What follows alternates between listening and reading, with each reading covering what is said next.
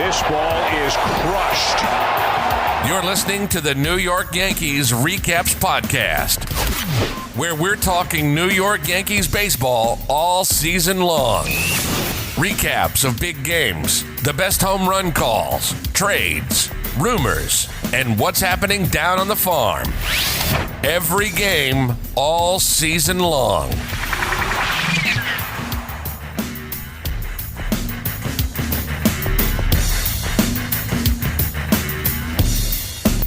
Hello, everybody. Welcome back to the New York Yankees Recaps podcast. Thanks for tuning in. I am Derek Lewandowski.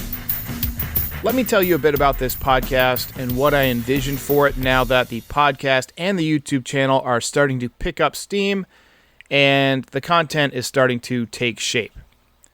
This podcast is going to be more of a relaxed, casual type of long-form content than the channel videos I make.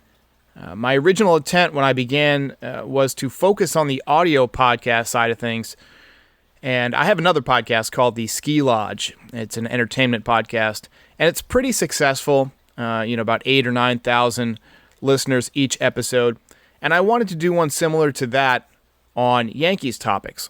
My intent was to get on YouTube once in a while and talk some baseball and maybe put together a small documentary, maybe some short type of videos that contained a lot of my favorite highlights just for fun. My thought was there's a lot of good YouTube channels for Yankee highlights, but that there wasn't enough from the era that I enjoyed watching the most, the late 90s, early 2000s. And so I wanted to compile some, documentaries on players that interested me. I go back and watch the highlights during the winter, but it's tough to find the stuff that I want all in one place. So I wanted to, sort of bring all that stuff together, curate that content so that I could view it and fans like me could view it. But the channel has evolved, and, about 2 months in, we're up over 700 subscribers, and it's one of the fastest growing Yankees channels on YouTube, if not the fastest. So thank you for that. It is a lot of work. So during the season, I'm going to try and put everything, injuries, trade rumors, game content, all into the same game day episode and release them the morning after each game. I work from home, so I have a bit of free time during the morning and then during my lunch break. And then during the evening when most people are commuting, I can work on videos. So I can basically film and edit all day during my downtime while I'm working and then publish the whole thing after the game while I'm sleeping, and it'll be available the next morning when you get up and go to work. It's been a lot of work ramping up this channel, but I'm a guy who likes to make an efficient use of my time. I enjoy video games, I enjoy movies, but I only do that stuff when I'm satisfied that I've made an excellent use of my day and my time. So thanks for helping me make this channel what it's becoming. Be sure to recommend it to your friends who enjoy the Yankees. And in case you haven't gone to the channel to look around yet, I've set up some playlists for different type of content. I've got several different playlists set up, one for game recaps, one for commentary, one for 2020 Yankees preview videos, one for original documentary shorts, and one for those weekly podcast episodes. I've even got a bunch of hype videos, which is just music to highlights. I know people like to binge. I know I do. So I thought it would make it easier to have all these things grouped together. And I'm actually considering ways to expand this podcast and expand this channel to, other channels where, maybe fans from other teams could recap their team's games like I do. Some kind of a media channel that has different representatives of each group's fan base, kind of talking pregame, talking lineups, showing highlights, and then talking about the game. So I think that this could be something that takes off. It seems like people are interested, and I'd be interested to hear your thoughts on if you would be interested in watching something like that. If you could go and sign up for, just New York sports or just wherever you're from or just your favorite teams, I think that would be interesting. So if there's any entrepreneurs out there, especially rich ones, I'd be interested in talking to you. To undergo this type of endeavor, it would require some kind of a corporate sponsorship, It would be a massive undertaking. Finding people who want to do this for a living, who have the skill set to both talk about sports and talk about sports beyond just the level of surface area. You got to know the in-depth details of your sport, of your team, and you got to have some creative skills to put together videos and things like that. So my plan is to do this season for the Yankees and then pitch this idea to some corporate types and see if they want to expand. But only if I don't die of coronavirus first. So coronavirus, that sucks, huh? When I first heard that there might be a pandemic coming, my initial thought was, I hope this doesn't affect baseball season. I literally put baseball above breathing.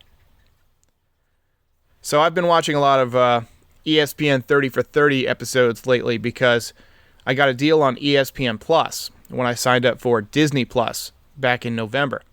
So last night I watched an episode about Mike and the Mad Dog. I used to watch them every single day after school on the Yes Network, and I didn't realize that there was a entire conference built around Mike Francesa. It's called FrancesaCon. Are you kidding me? I will say this for Mike Francesa, though. I enjoyed his performance as Gary the Bookie in Adam Sandler's new movie Uncut Gems. Have you seen that? If you haven't seen it, it was filmed in New York, made with actual New Yorkers, not actors, and features Adam Sandler as a shady jewelry dealer that has a lot of people after him and a lot of balls in the air. It's a stressful movie. Everybody's always talking over each other. It's just it's a movie that I have to recommend if you're into cinema or if you like Adam Sandler, because it's one of his best performances. It's available on streaming right now and should be out on Blu-ray. And by the way, cross promo plug, if you're interested in hearing me talk about more movies and things like that, check the Ski Lodge podcast. It's on YouTube. It's also on iTunes and Apple and Spotify, all that stuff, wherever you get your podcasts. So this is the 13th episode of this podcast. I want to talk about number 13, A-Rod, but first I have to get into the Yankees injuries. It's obviously the big story around camp, so I can't believe that after only 4 spring training games, I'm already talking about all of the Yankees injuries. I know that there are a lot of fans that don't really pay attention until the season gets underway, so for those folks, I want to summarize who's hurt, and I'll start chronologically. You might remember that last season, Aaron Hicks hurt his elbow on a throw to third base. Great throw, by the way. But it turns out he tore his UCL, just like a pitcher would. So this offseason, he had Tommy John surgery and is out until at least May or June. The recovery time isn't as long for position players because they don't have to throw as much.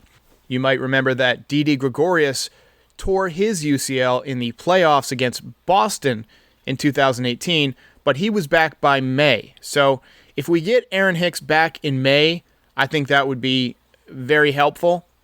But my guess is because he seems to be a bit of a slow healer that we might not get him until June, maybe July. We'll see. Then, just a few weeks before spring training was set to begin, James Paxton was found to have a cyst near his spine that needed to be removed.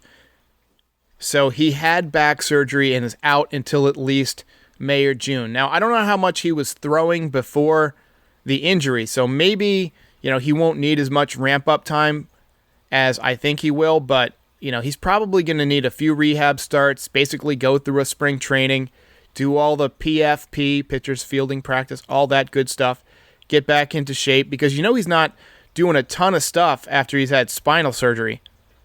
So let's hope we get a healthy James Paxton back. He was dominant down the stretch. And I was really looking forward to a 1-2-3 of Cole, Paxton, Severino. That would have been delicious, but not going to happen this year. Aaron Judge reported to camp with a sore shoulder. He doesn't sound as if he's serious. He's already begun throwing and taking batting practice, so as long as he doesn't have any setbacks, I think he'll be ready for opening day.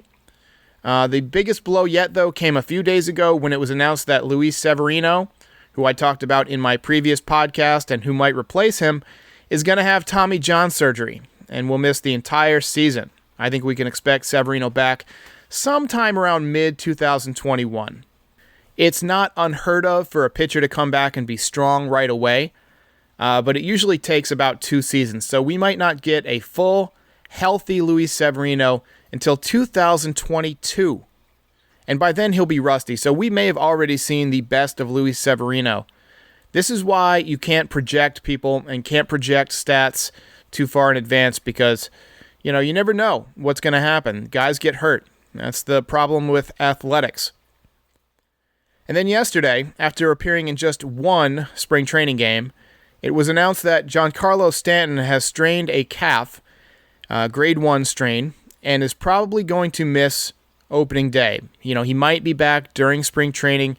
We'll have a few spring training games under his belt, so he's just basically going to miss probably 10 days to 2 weeks and then have to start all over again.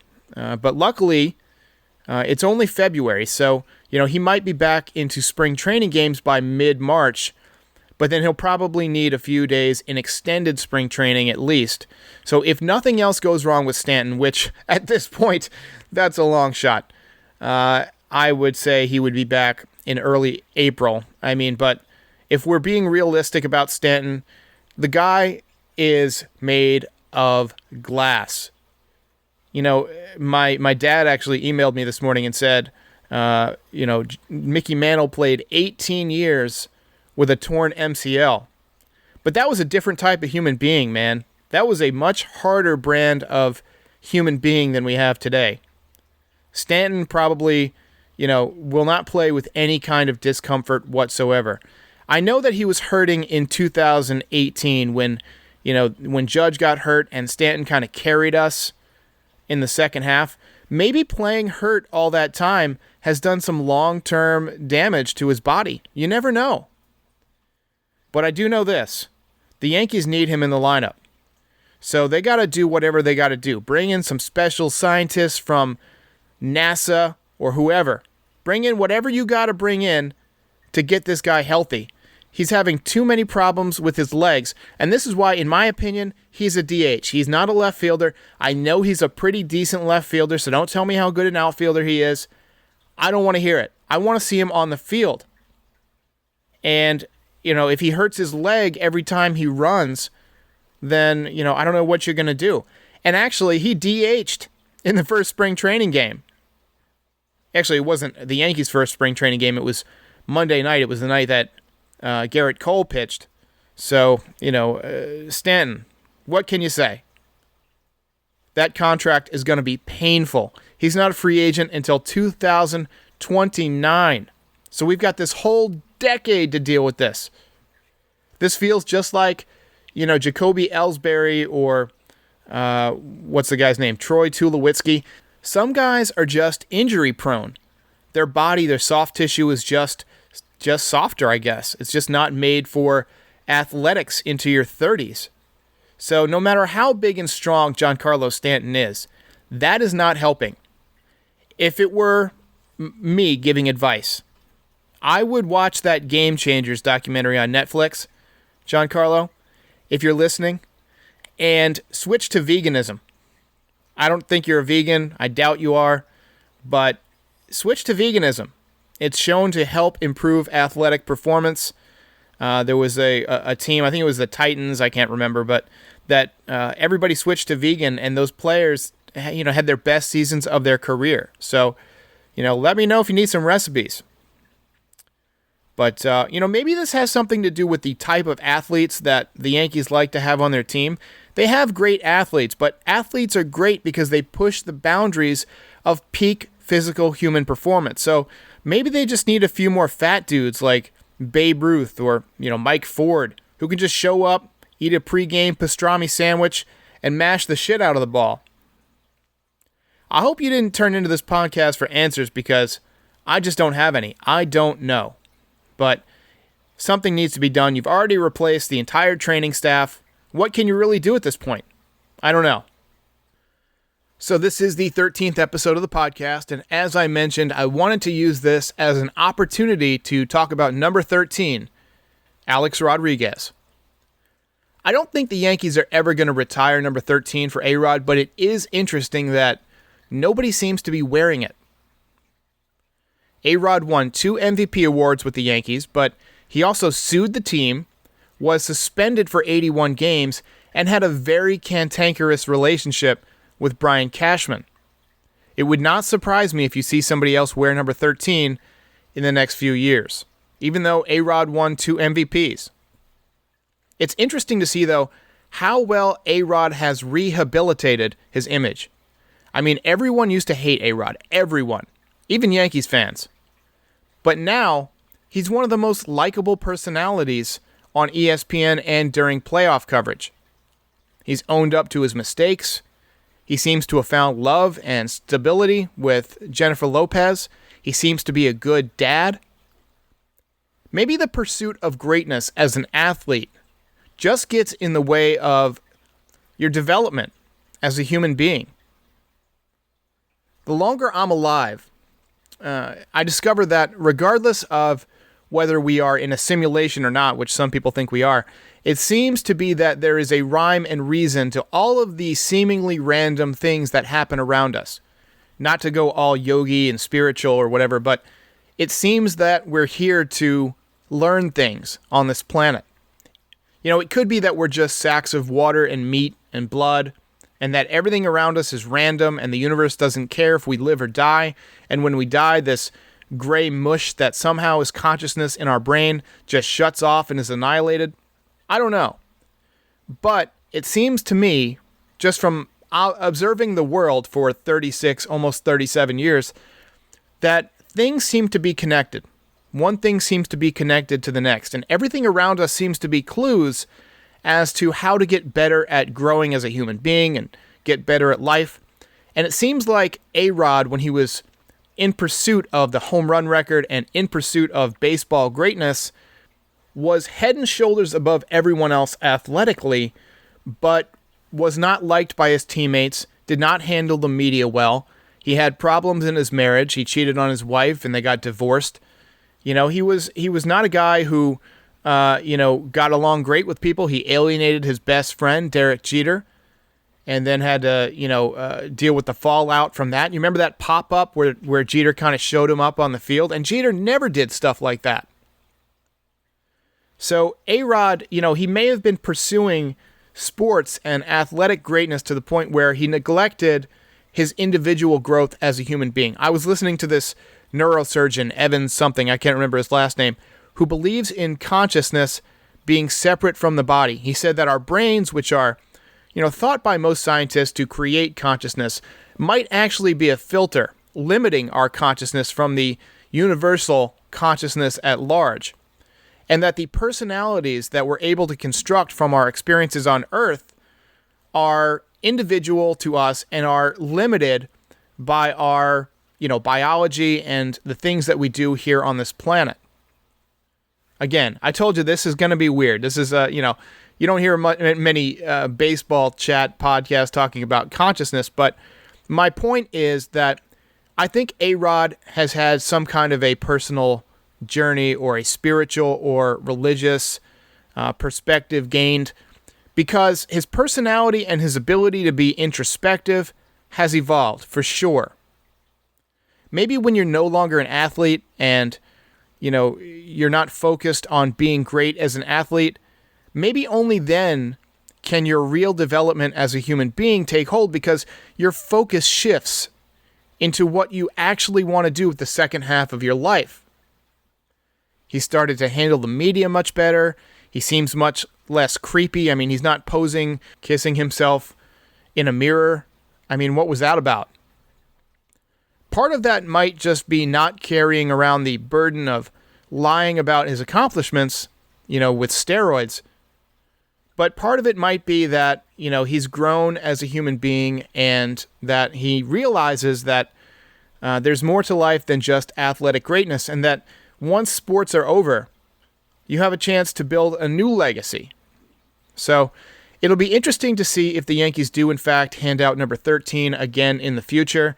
If they have for spring training or something, I haven't noticed it. But usually if a guy wins 2 MVPs, you retire their number. And I just thought it was interesting that the Yankees did not retire A-Rod's number. So, all right, that's it for me. I wanted to thank you for listening. Again, like I said, this podcast is going to be more me just riffing on different topics. Obviously talking Yankee baseball, but, expanding it into other areas, talk about the channel itself, talk about my own personal life, my own personal experiences, and I'll talk about all sorts of things, movies, like I just mentioned, Uncut Gems and all that stuff. So thanks for listening, and I'll see you next time.